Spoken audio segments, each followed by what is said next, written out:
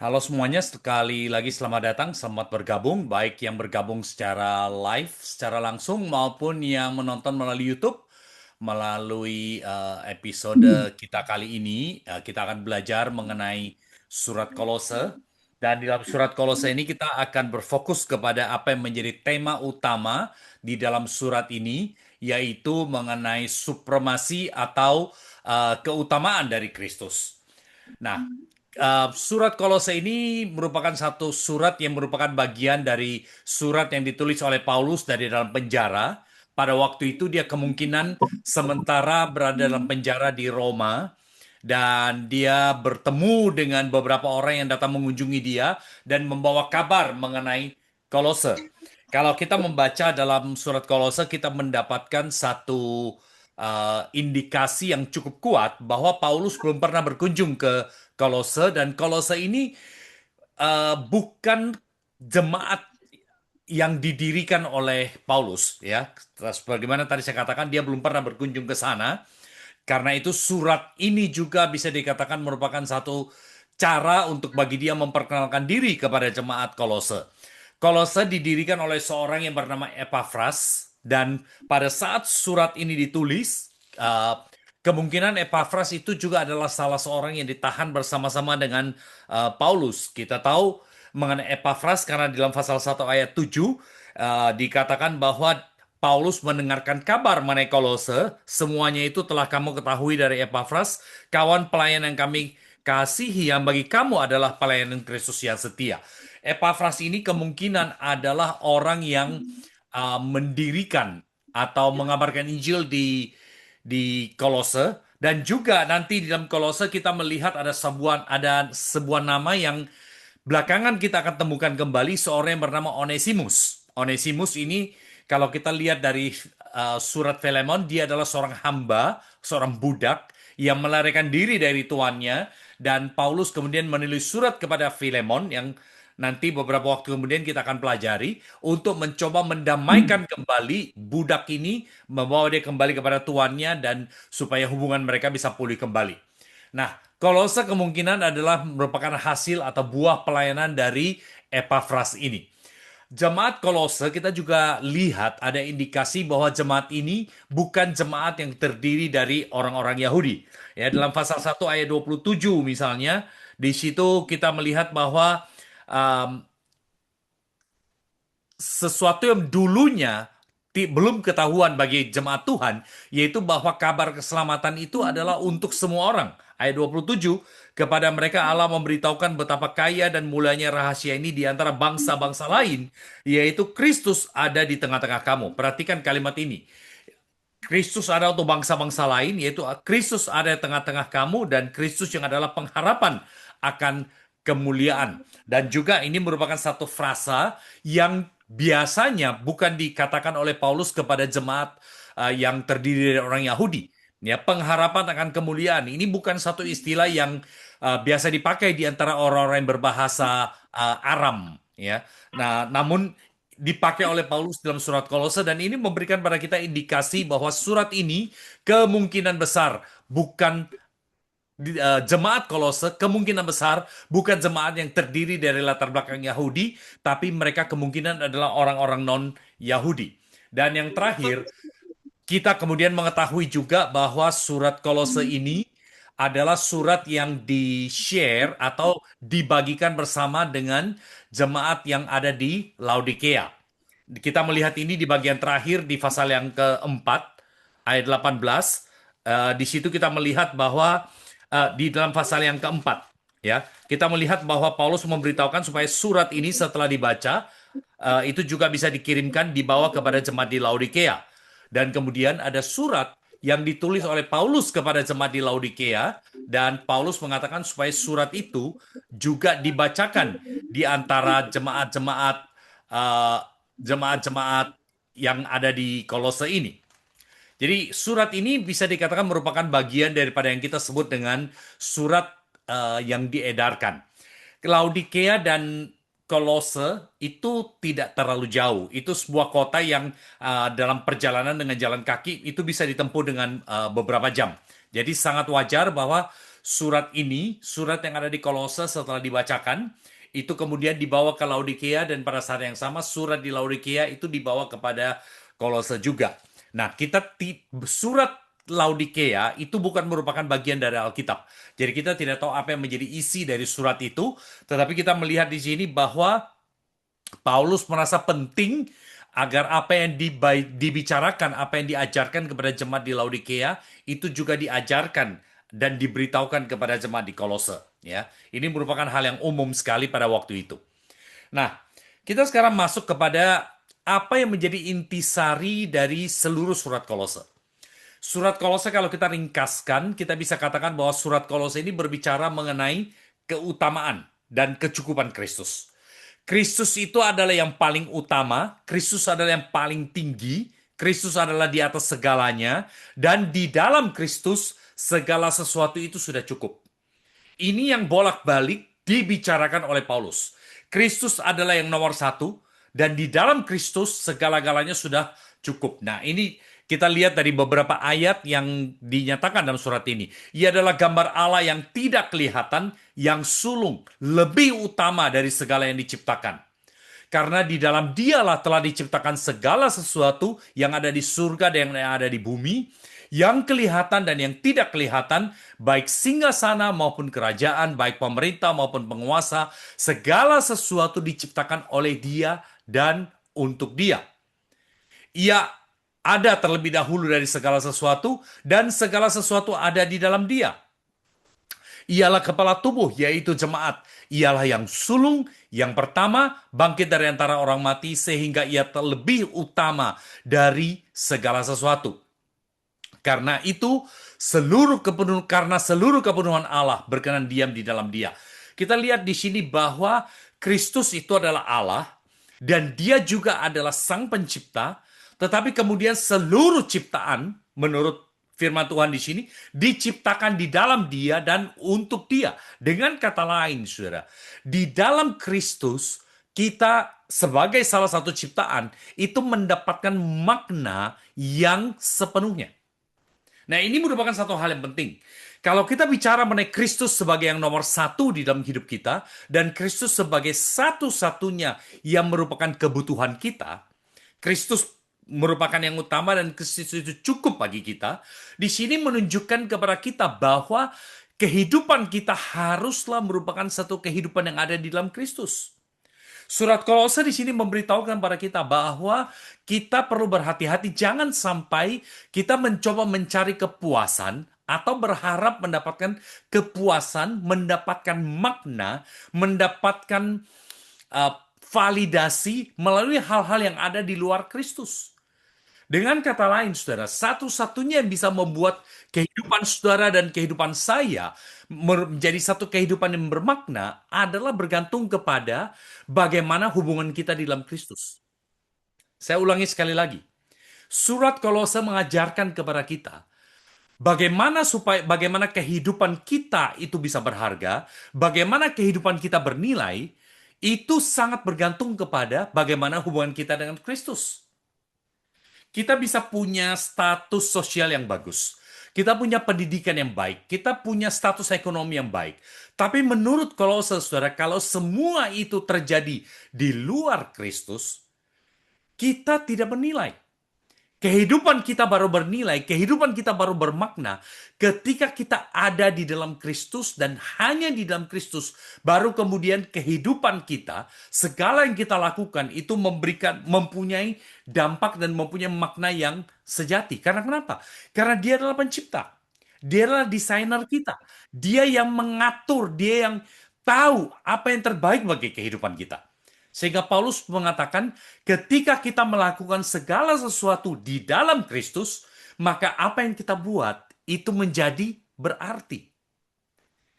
Saya kira, saudara, mungkin ini satu saat yang baik bagi kita untuk coba memikirkan sedikit mengenai hal ini. Kita hampir akhir tahun. Banyak kali, saudara, kita bekerja keras. Banyak kali kita mengejar karir. Banyak kali kita berusaha untuk berjuang supaya kehidupan kita lebih baik.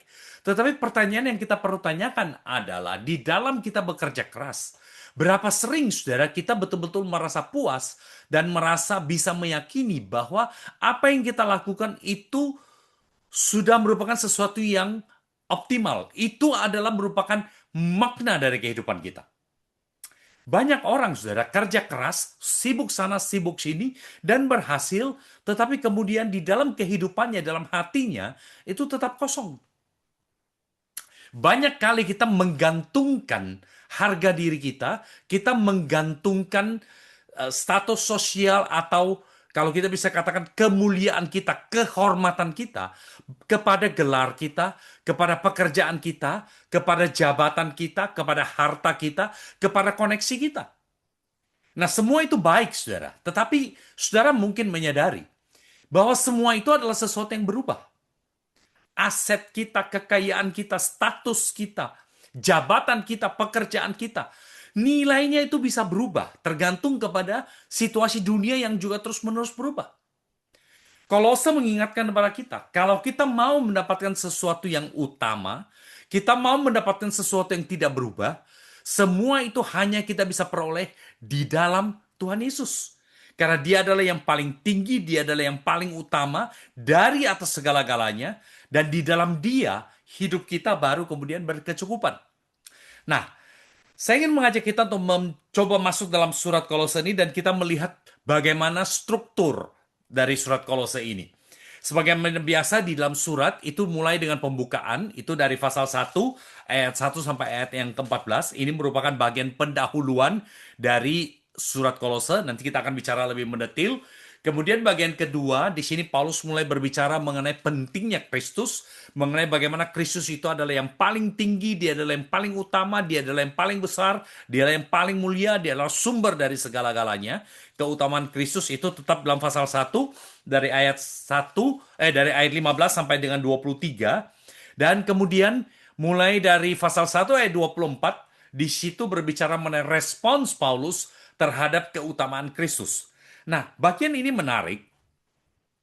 Kita perlu bertanya, mengapa Paulus secara khusus berbicara mengenai bagaimana sikap dia terhadap keutamaan Kristus? Mengapa Paulus secara khusus seperti menjabarkan apa yang dilakukan, memperkenalkan apa yang dilakukan? Dan jawabannya itu adalah kembali kepada apa yang tadi saya katakan, bahwa Paulus belum pernah berkunjung kepada jemaat Kolose. Surat ini bisa dikatakan merupakan satu surat perkenalan, satu surat di mana dia ingin jemaat Kolose lebih mengenal apa yang dia lakukan, ya, kredensialnya, siapa dia, mengerti mengenai apa yang mereka mungkin sudah dengar tentang Paulus. Tetapi sekarang mereka mengetahui secara langsung mengenai sikap Paulus terhadap Kristus, mengenai tanggapan Paulus terhadap keutamaan Kristus, dan dia kemudian menjadikan ini sebagai dasar juga untuk mengajar kepada jemaat Kolose mengenai satu hal yang penting. Pada waktu itu, jemaat Kolose sementara menghadapi satu ajaran yang mengatakan bahwa Kristus saja tidak cukup. Percaya Yesus saja tidak cukup. Itu harus dibarengi atau ditambah dengan hal-hal yang lain. Termasuk di dalamnya itu adalah penyembahan kepada malaikat. Penyembahan kepada ciptaan yang ada di luar Kristus. Dan Paulus mengatakan semua itu salah. Pada waktu itu, jemaat Kolose mulai menghadapi suatu pengajaran yang mengatakan bahwa ada sekelompok orang yang punya pengetahuan yang bersifat rahasia.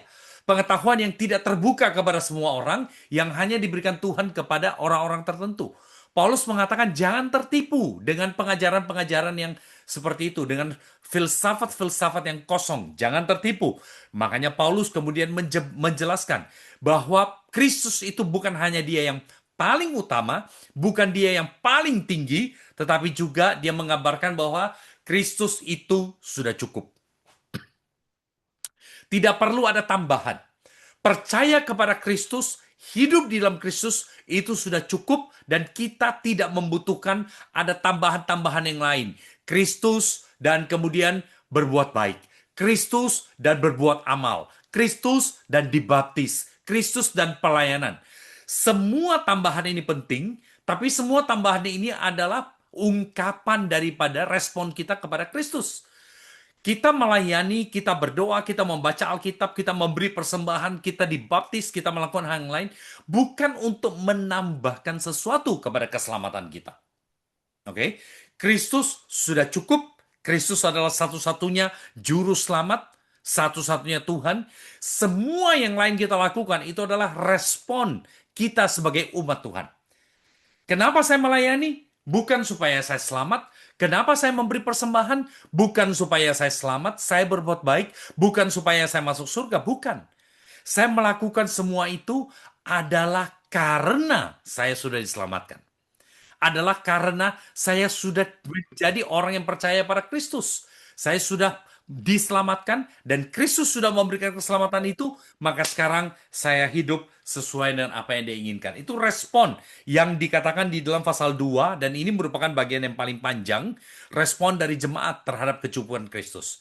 Baru kemudian bagian yang terakhir, mari pasal yang keempat ayat 7 sampai 18, Paulus di sini berbicara mengenai hal-hal yang bersifat pribadi. Ya, urusan hal-hal yang orang-orang yang dia kenal, orang-orang yang ada hal-hal lain yang dia perlu bicarakan dan dia mulai menyebut di situ beberapa nama dan pasal 4 ayat 9 Onesimus yang saya sebut yang saya katakan tadi diperkenalkan sebagai saudara kita yang setia dan kekasih yang seorang dari antaramu dan mereka ini yang akan kemudian memberitahukan segala sesuatu yang terjadi di sini.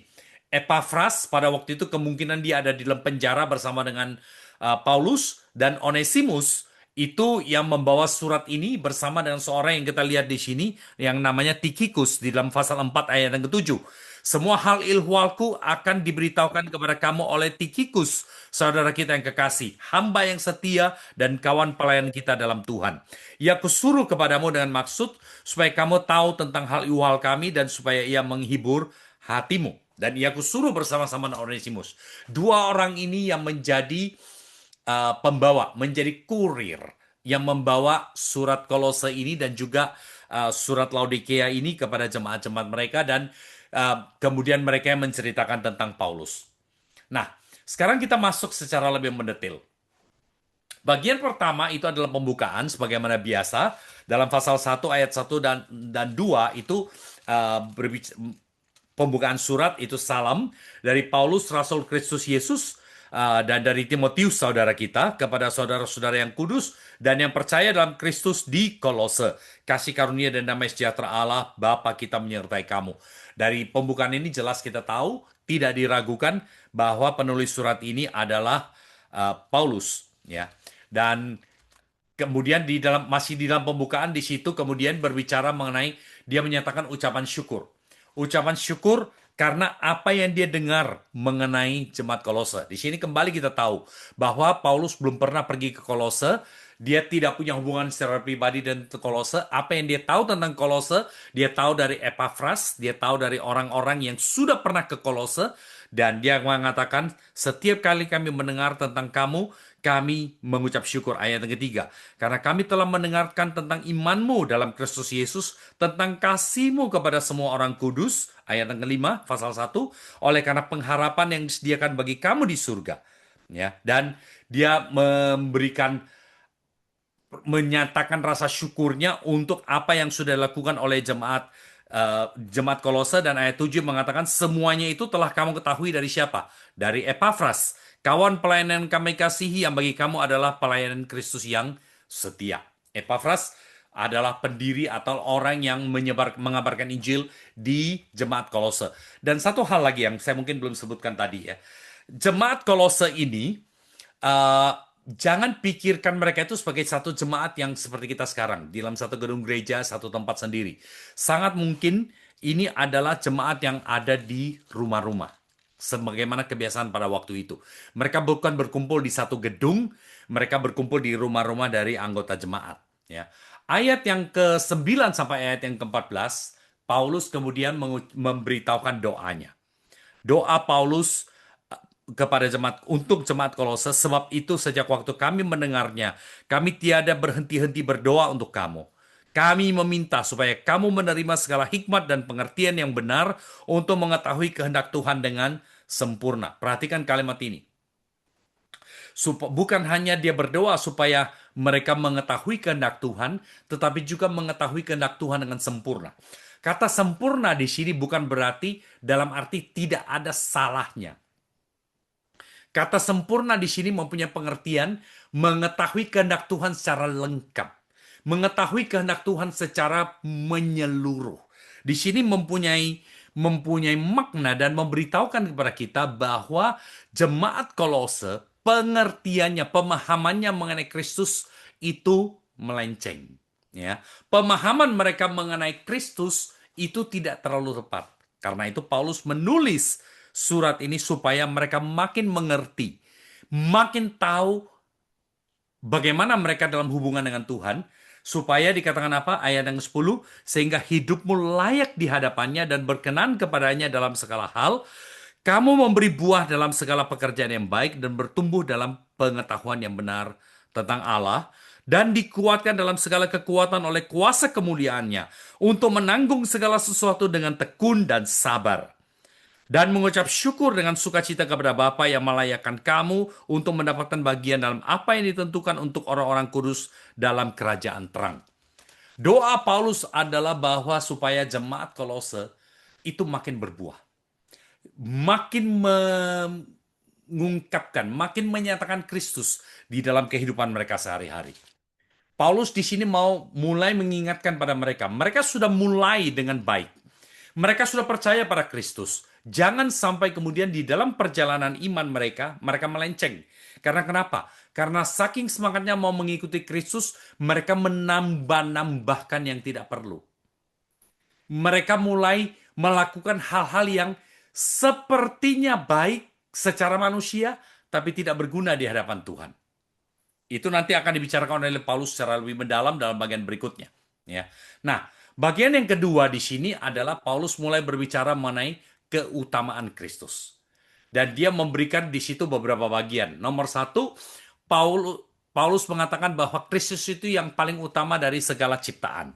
Mulai dari ayat 15. Dia adalah gambar Allah yang tidak kelihatan. Ini kalimat yang teologis, kalimat yang mendalam sekali. Ya, saya coba jelaskan secara sangat sederhana. Ciptaan itu adalah untuk kita. Tuhan menciptakan dunia ini untuk kita. Tetapi juga di sisi lain, Tuhan menciptaan ini adalah untuk menyatakan siapa Tuhan itu. Oke?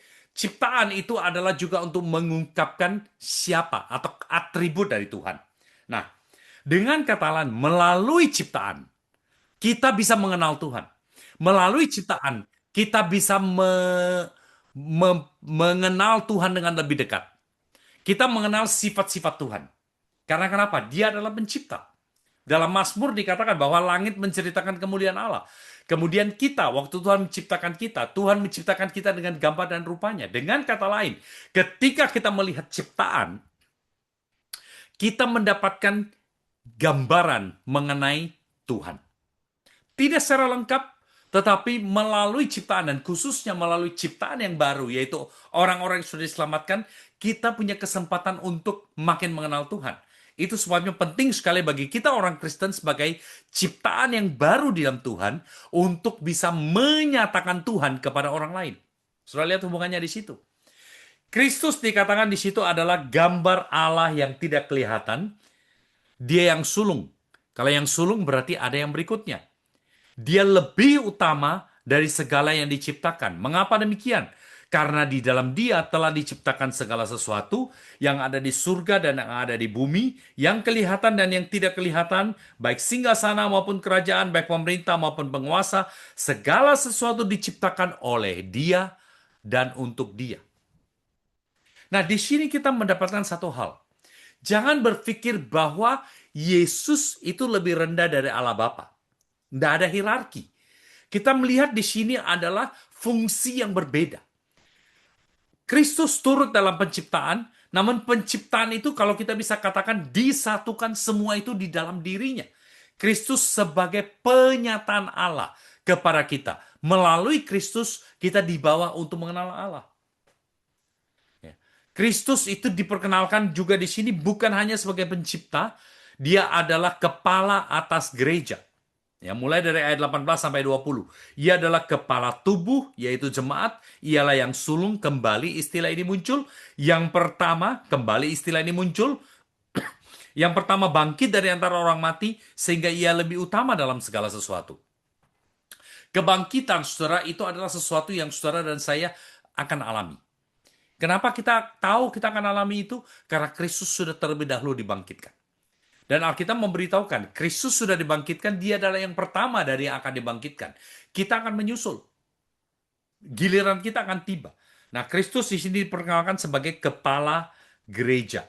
Dan melalui kepenuhan dia, selama seluruh kepenuhan Allah berkenan diam di dalam dia. Nah, kemudian yang ketiga di sini, keutamaan Kristus itu dinyatakan dalam ayat 21 sampai 23, ya, di mana Kristus itu menjadi juru selamat. Dia yang mendamaikan, dia yang menyatukan segala sesuatu dikatakan di dalam tubuh jasmaninya. Di sini berbicara mengenai pentingnya kematian Tuhan Yesus secara jasmani. Di sini berbicara mengenai pentingnya Tuhan Yesus mati menyelamatkan kita, menembus kita secara fisik. Khususnya dalam jemaat Kolose pada waktu itu, ini menjadi satu isu. Karena ada aliran yang mengajarkan bahwa secara tubuh kita tuh tidak ada gunanya. Karena itu tidak perlu untuk hidup suci secara fisik.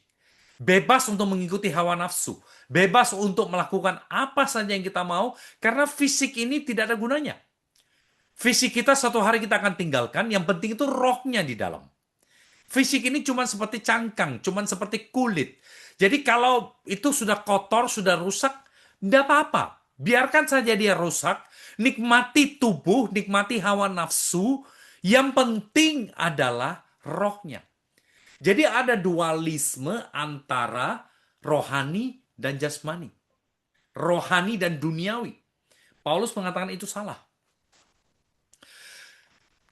Kehidupan yang rohani, menurut Paulus, dan nanti dia akan jabarkan, kehidupan yang rohani, iman kita, pengenalan kita akan Tuhan, keselamatan kita, itu terjadi secara rohani. Tetapi itu harus dinyatakan, harus diwujudkan secara jasmani. Dengan kata lain, kalau kita sudah diselamatkan, maka keselamatan itu harus dinyatakan melalui perbuatan. Kita tidak bisa mengatakan, oh saya sudah diselamatkan. Lalu saya tidak peduli dengan kehidupan saya hidup semau-maunya, saya hidup seenaknya, karena toh tubuh saya suatu hari saya akan tinggalkan di dunia ini. Saya nggak perlu pusing dengan tubuh. Nikmati saja tubuh. Hawa nafsu, segala sesuatu, puaskan.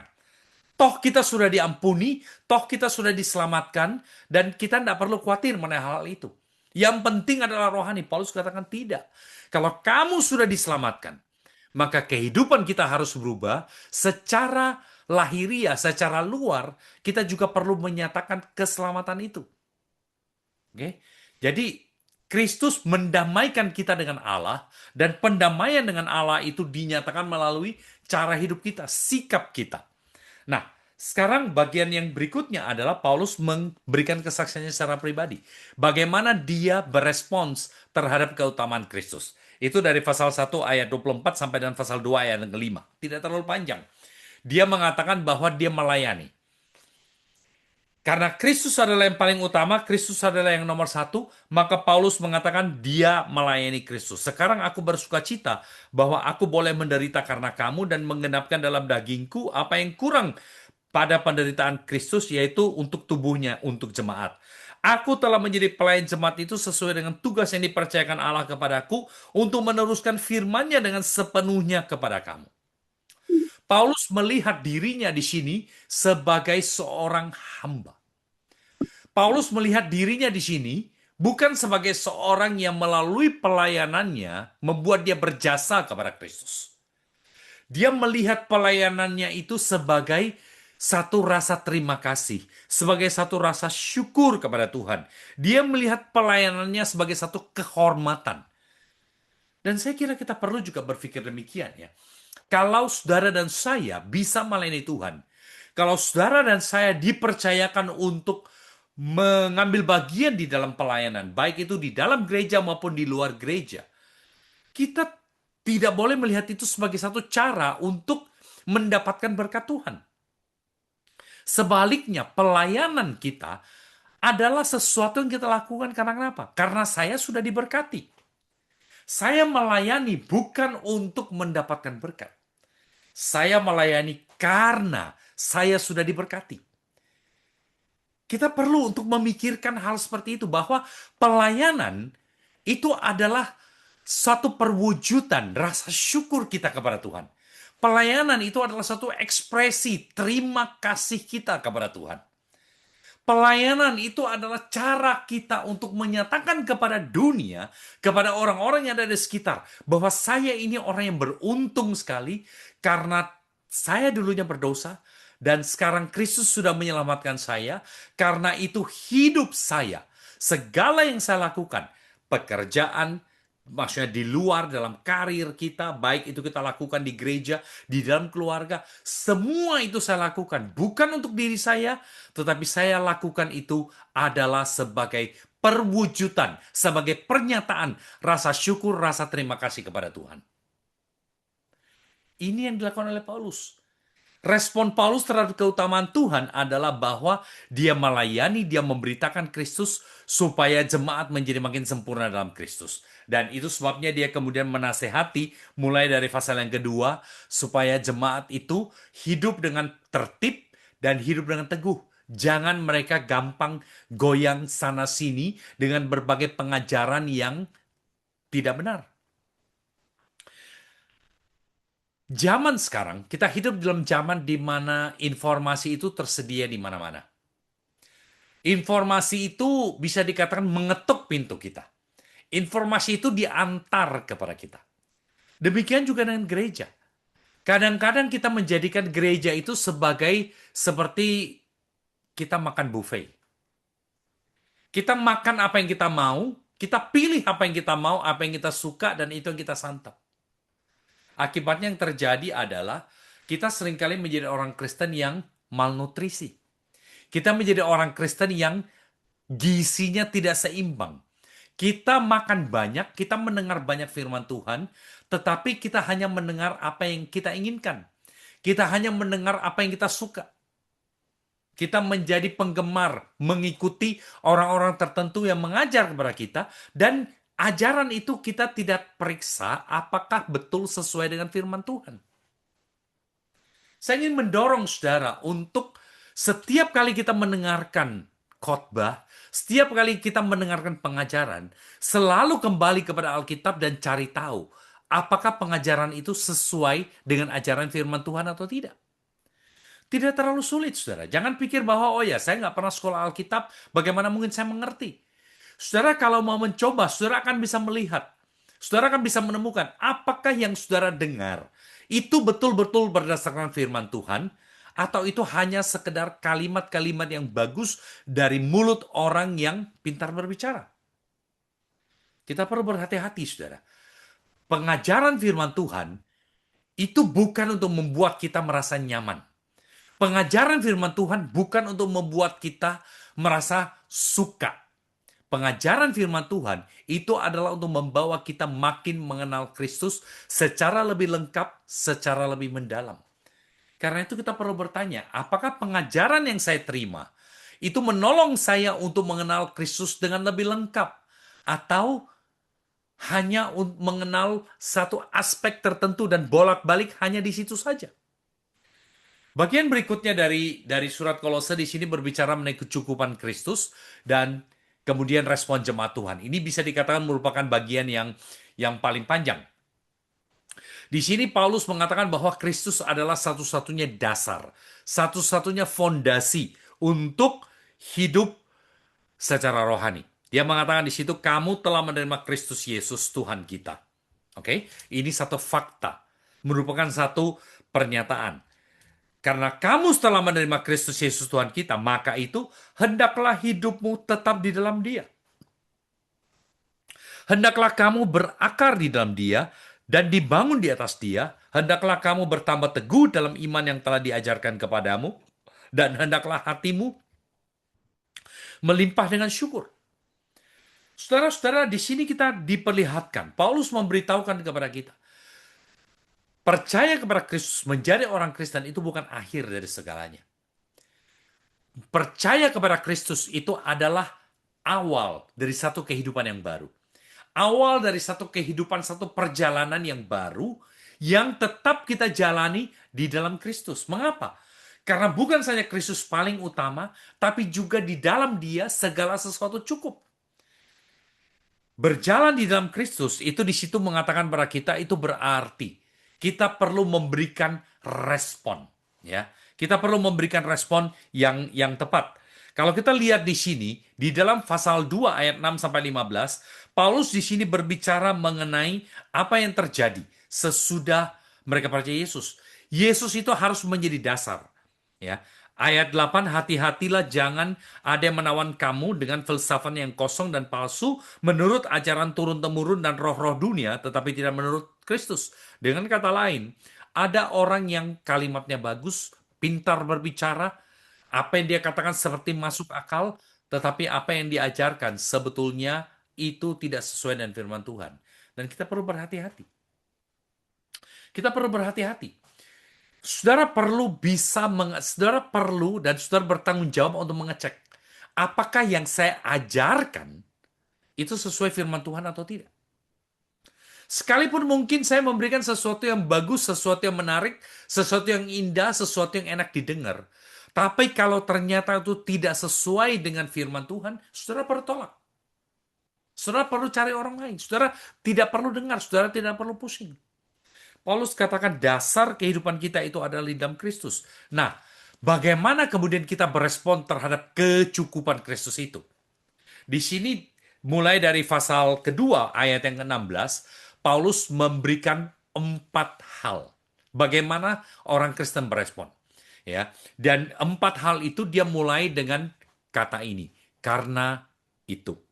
Ya, saudara kan bisa melihat ini muncul 4 kali dan semua ini adalah bertumbuh dari apa yang dia bicarakan di dalam ayat yang ke-6 sampai dengan ayat yang ke-15 pasal 2 dari surat Kolose. Kristus adalah satu-satunya dasar.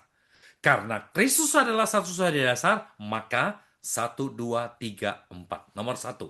Karena Kristus adalah satu-satunya dasar, jangan menambahkan apapun kepada Kristus. Saya di slide di sini saya memberikan 3 kata besar. Maaf. 3 kata besar ini adalah legalisme, mistisisme, dan asketisme. Apa 3 isme-isme ini? Legalisme itu adalah hal-hal yang bersifat lahiriah, mementingkan hal-hal yang bersifat lahiriah, hal-hal yang mementingkan ritual. Paulus mengatakan di situ, jangan biarkan kemenanganmu itu digagalkan oleh orang-orang yang berpura-pura merendahkan diri. Oke? Kadang-kadang kita berpikir iman saya itu dinyatakan dengan cara saya berpakaian, dengan cara saya berbicara, dengan upacara, dengan ritual-ritual tertentu. Perjamuan kudus itu penting, sakramen itu penting. Tetapi saudara, sakramen itu adalah pernyataan keselamatan. Sakramen bukan menyelamatkan. Jangan sampai kita menjadikan ritual untuk menggantikan hal-hal yang bersifat esensial.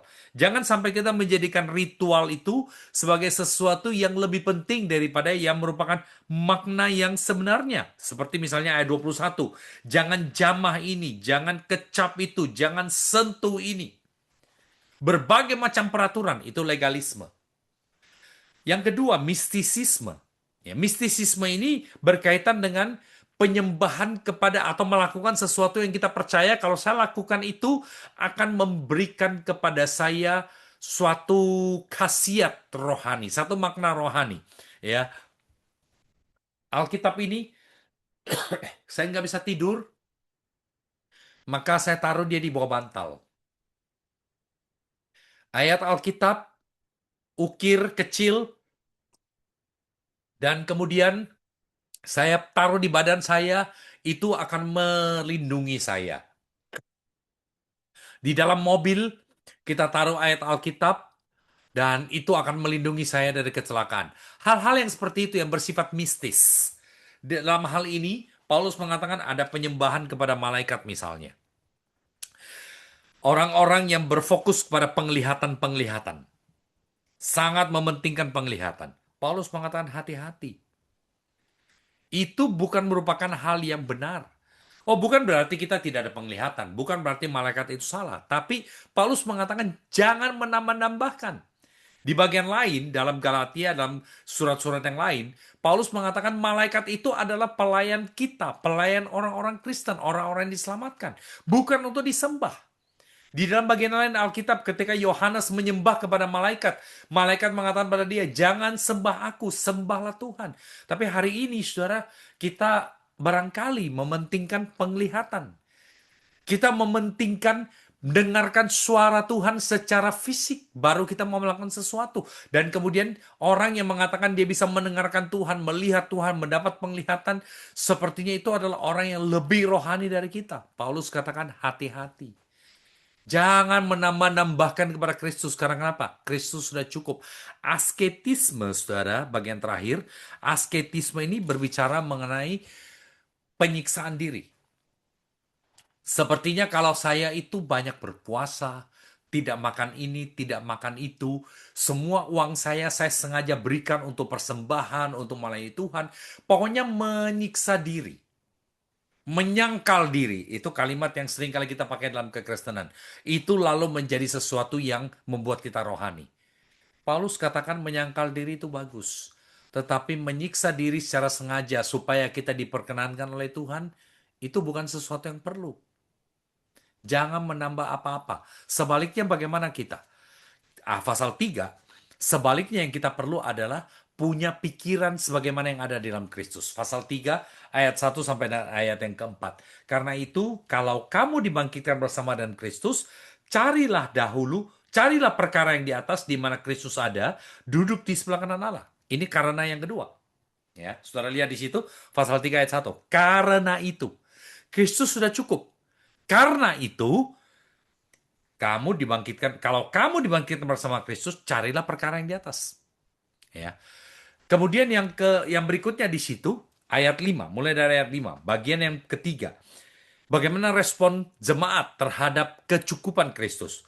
Paulus mengatakan karena Kristus sudah cukup, tidak perlu menambah-nambahkan apapun. Karena itu, matikanlah dalam dirimu segala sesuatu yang duniawi, yaitu percabulan, kenajisan, hawa nafsu, nafsu jahat, dan juga keserakahan yang sama seperti penyembahan berhala. Semua itu mendatangkan murka Allah atas orang-orang durhaka. Dahulu, kamu juga melakukan hal-hal itu ketika kamu hidup di dalamnya. Tetapi sekarang buanglah semuanya ini, yaitu marah, geram, kejahatan, fitnah, kata-kata kotor yang keluar dari mulutmu. Jangan lagi kamu saling mendustai. Saudara lihat kalimat-kalimat ini. Pasal 3 ayat 5 mengatakan, matikanlah dalam dirimu. Kita melihat ini sebagai satu perintah. Jangan berpikir bahwa manusia lama kita akan hilang begitu saja. Alkitab memberitahukan perjalanan iman kita, kehidupan kita dalam dunia ini adalah satu kehidupan di mana kita selalu berjuang untuk mematikan manusia lama. Mematikan kebiasaan-kebiasaan yang lama. Kebiasaan-kebiasaan yang tidak baik yang bertolak belakang dengan status kita yang baru sekarang di dalam Tuhan. Paulus katakan itu sesuatu yang kita perlu matikan, yang terus-menerus, setiap hari, setiap saat kita berusaha untuk menyingkirkan itu. Kata matikan di sini itu bukan hanya bersifat perintah, tapi juga sesuatu yang bersifat terus-menerus. Dan kemudian hal yang lain yang kita lihat di sini adalah bahwa karena kita terjadi perubahan. Ayat yang 7, dahulu. Kemudian ayat 8, tetapi sekarang. Ketika kita percaya Tuhan Yesus, hidup kita harus berubah. Kehidupan kita di dalam Kristus dan kehidupan kita sebelum Kristus itu tidak boleh sama. Itu berarti kelakuan kita dulu sebelum kita menjadi orang Kristen dan sekarang setelah kita menjadi orang Kristen itu juga harus berbeda. Kalau dulu barangkali ayat 9 kita itu saling mendustai. Dulu barangkali kita itu saling marah, saling memfitnah dan seterusnya. Ayat 9 mengatakan, jangan lagi melakukan itu. Dengan kata lain, dulu mungkin kita seperti itu. Tetapi sekarang, kita tidak boleh lagi seperti itu. Kelakuan kita harus berubah. Tapi perubahan dalam kelakuan itu, bukan untuk mendapatkan keselamatan. Perubahan di dalam kelakuan kita justru adalah karena kita sudah diselamatkan. Perbuatan kita Itu bukan untuk menyelamatkan, tetapi perbuatan kita adalah pernyataan, adalah bukti, adalah satu wujud bahwa saudara dan saya sudah diselamatkan. Nah, bagian berikutnya lagi di situ, hal yang keempat, ya, ayat yang ke-12. Karena itu, dikatakan dalam ayat yang ke-12 itu, sebagai orang-orang pilihan Allah yang dikuduskan dan dikasihinya, kenakanlah belas kasihan, kemurahan, kerendahan hati, kelemah lembutan, dan kesabaran. Yang kita lihat di sini adalah bahwa kita perlu hidup sesuai dengan status kita. Kita perlu punya kelakuan sesuai dengan siapa kita sekarang di dalam Kristus. Dikatakan karena itu, kita sebagai orang pilihan Allah, maka kenakanlah. Kata kenakanlah di sini ini bertolak belakang dengan ayat yang kelima, matikanlah. Secara grammar, secara tata bahasa itu sama. Semuanya adalah bersifat perintah. Semuanya merupakan satu seruan. Dan semuanya adalah, keduanya adalah kata yang secara tenses itu mempunyai pengertian terus-menerus. Bukan cuma sekali, tapi terus-menerus. Sama seperti kita terus-menerus mematikan dan meninggalkan cara hidup yang lama, kita perlu terus-menerus mencari dan mengusahakan cara hidup yang baru. Sebagai orang Kristen, kita perlu secara sadar, secara terus-menerus meninggalkan kemarahan, meninggalkan percabulan, meninggalkan nafsu jahat, meninggalkan hawa nafsu, keserakahan, fitnah, kata-kata kotor, dusta, dan seterusnya. Secara sadar, terus-menerus kita singkirkan itu, tinggalkan itu. Dan secara sadar, dikatakan di situ kita perlu terus-menerus menunjukkan belas kasihan, kemurahan, kerendahan hati, kelemah lembutan, kesabaran, pengampunan satu dengan yang lain. Kehidupan Kristen, saudara, adalah merupakan satu kehidupan di mana kita akan terus-menerus berjuang, berusaha meninggalkan yang lama, mengambil yang baru, meninggalkan dosa, hidup dengan lebih baik. Dan kemudian Paulus memberikan pada kita contoh-contoh praktis. Pasal yang ketiga ayat 18 sampai pasal yang keempat ayat yang keenam, dia memberikan kita contoh-contoh praktis di dalam hubungan yang paling dekat, yaitu hubungan di dalam keluarga. Bagaimana hubungan dengan suami istri, ya, ayat 18, hai istri-istri, tunduklah kepada suamimu sebagaimana seharusnya di dalam Tuhan. Hai suami, kasihlah istrimu, janganlah berlaku kasar kepada dia. Saudara lihat di sini, dia Paulus penekanannya bukan siapa yang statusnya lebih tinggi, ya, bahwa istri itu mesti tunduk kepada suami. Suami itu adalah kepala, suami itu tidak ada salahnya, bukan. Yang kita lihat di sini adalah Paulus berbicara mengenai peranan masing-masing yang berbeda. Bagaimana masing-masing sebagai istri, sebagai suami menyatakan Tuhan di dalam keluarga. Bagi istri dikatakan tunduk kepada suamimu, sama seperti tunduk kepada Tuhan. Dengan kata lain, rasa respek kepada suami itu adalah berdasarkan rasa respek kepada Tuhan. Demikian juga, suami dikatakan di situ, kasihilah istrimu. Tidak dikatakan siapa yang lebih dahulu. Masing-masing punya tanggung jawab yang berbeda. Ayat 20, hai anak-anak, taatilah orang tuamu dalam segala hal, karena itulah yang indah di dalam Tuhan. Ayat 21, hai bapak-bapak, jangan sakiti hati anak-anakmu, supaya jangan tawar hatinya. Apakah berarti ibu, mama boleh menyakiti hati anak? Tidak, saudara. Ini bukan suatu daftar yang komprehensif, tapi memberikan kepada kita contoh bahwa setiap kita dalam kehidupan kita, kita punya berbagai cara yang berbeda. Kita punya cara yang berbeda-beda untuk menyatakan kerohanian kita. Menyatakan kecukupan Kristus itu. Dan itu bisa dinyatakan melalui hubungan kita, melalui cara kita bersikap terhadap satu dan yang lain. Bahkan yang kontroversial di sini dan dibicarakan dengan panjang, itu adalah hubungan antara majikan dan hamba. Majikan dan budak. Budak pada waktu itu, hamba pada waktu itu adalah properti milik dari tuannya. Paulus katakan tidak demikian. Segala sesuatu yang dilakukan oleh hamba itu bukan cuma sekedar karena dia adalah Tuhan saya, tapi Paulus katakan kamu lakukan itu adalah untuk Tuhan. Ayat yang kita cukup sering kutip di dalam surat Kolose, dari Kolose pasal 3 ayat 23. Apapun juga yang kamu perbuat, perbuatlah dengan segenap hatimu seperti untuk Tuhan dan bukan untuk manusia. Kita sering kutip ayat itu. Tapi kalau kita lihat di sini, ternyata ayat itu adalah bagian daripada perintah kepada para hamba. Apa yang kamu lakukan, itu bukan hanya di hadapan manusia. Taatilah Tuhanmu di dunia ini dalam segala hal. Jangan hanya di hadapan mereka saja untuk menyenangkan mereka, melainkan dengan tulus hati karena takut akan Tuhan. Lalu kemudian apapun juga yang kamu perbuat, perbuatlah dengan segenap hatimu seperti untuk Tuhan dan bukan untuk manusia. Tapi kemudian dalam pasal 4 dia berbicara kepada Tuhan. Berlakulah adil, berlaku jujur terhadap hambamu. Ingat kamu juga mempunyai Tuhan di surga. Saudara, di sini kita lihat ya, masing-masing dalam kehidupan kita, kita perlu menyatakan, perlu mengungkapkan hubungan kita dengan Kristus. Kecukupan Kristus itu dinyatakan melalui bagaimana kita memperlakukan satu dengan yang lain. Dan kemudian bagian yang terakhir di situ adalah penutup, ya. Penutup di sini pasal 4 ayat 7 sampai 14 dia berbicara mengenai pesan-pesan pribadi di situ. Kita sudah membaca beberapa ayat. Ayat 10, salam kepada kamu dari Aristarkus, temanku sepenjara, dan dari Markus, kemenakan Barnabas. Tentang dia kamu telah menerima pesan. Terimalah dia apabila ia datang kepadamu. Jadi ada orang yang dipenjara. Paulus dipenjara waktu itu dia tidak sendiri. Kita tahu ada beberapa orang bersama dia. Ada Epafras, ada Aristarkus di sini.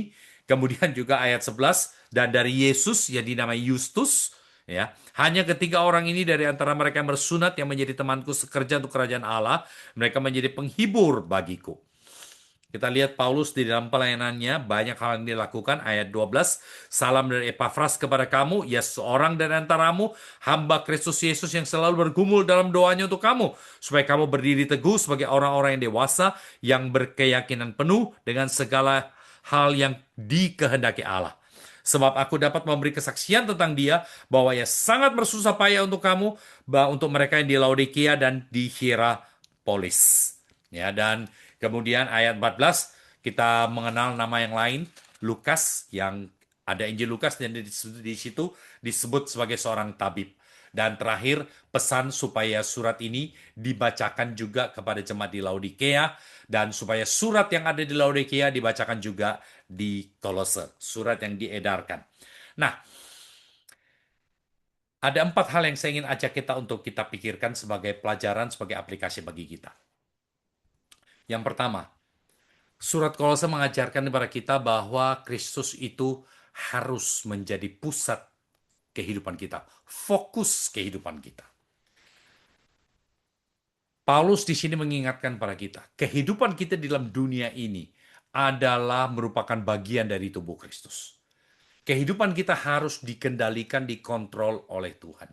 Kita ini adalah anggota tubuh Kristus. Dengan kata lain, kita ini bukan otak. Hidup kita harus segala sesuatu terpusat kepada Kristus. Dengan kata lain, semua yang kita lakukan sebagai tangan, sebagai kaki, sebagai jari, sebagai mata, telinga, dan seterusnya, semua itu adalah dikendalikan dan dikontrol oleh Tuhan. Kolose mengajarkan kepada saya dan saudara bahwa kehidupan kita dalam dunia ini bukan berdasarkan apa yang kita mau, bukan berdasarkan apa yang menjadi keinginan kita. Fokus kehidupan kita, pusat kehidupan kita, sumber dari segala sesuatu, itu seharusnya berasal dari Tuhan. Kehidupan orang Kristen yang beriman, yang sejati, itu adalah kehidupan yang berpusat pada Tuhan, bukan untuk memajukan diri, bukan untuk menunjukkan kehebatan diri, bukan untuk kemuliaan diri. Fokus kehidupan orang Kristen itu bukan untuk menunjukkan bahwa dia lebih hebat dari yang lain. Fokus kehidupan orang Kristen adalah bagaimana saya dan saudara bisa menyatakan, mengungkapkan, memperkenalkan Kristus melalui kata-kata kita, melalui cara hidup kita, melalui sikap kita terhadap orang lain, melalui cara kita memperlakukan sesama kita. Segala sesuatu yang kita lakukan itu harus mampu mengungkapkan Kristus. Itu yang menjadi fokus, menjadi tujuan daripada kehidupan kita. Yang kedua, kita perlu berhati-hati dengan ajaran-ajaran yang sepertinya indah, tapi sebetulnya itu adalah bersifat legalistik. Artinya, cuma mementingkan ritual. Hati-hati dengan ajaran-ajaran yang mengatakan kalau kita melakukan ini dan melakukan itu, maka Tuhan akan memberkati. Kalau kita berdoa ini dan berdoa itu, memberi persembahan ini, persembahan itu, maka Tuhan akan membalas pada kita berkali-kali lipat.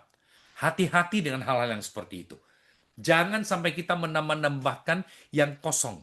Segala sesuatu yang kita hidup, yang kita lakukan, kita harus kembali kepada Alkitab, melihat apakah itu semuanya benar. Yang ketiga, yang kita lihat di sini, hidup dalam Kristus adalah kehidupan yang berubah dari dalam dan dinyatakan dalam perbuatan. Kehidupan kita, saudara, itu adalah kehidupan yang diperbaharui dari dalam. Dan pembaharuan itu dinyatakan melalui perbuatan kita. Sangat diragukan, saudara, kalau seseorang mengatakan bahwa dia adalah seorang yang percaya pada Kristus, tetapi kehidupannya itu tidak ada perubahan. Sangat diragukan kalau kita katakan saya mengenal Kristus, saya orang rohani, tetapi dalam kehidupan saya, kita adalah orang yang barangkali tidak menunjukkan sesuatu yang baik.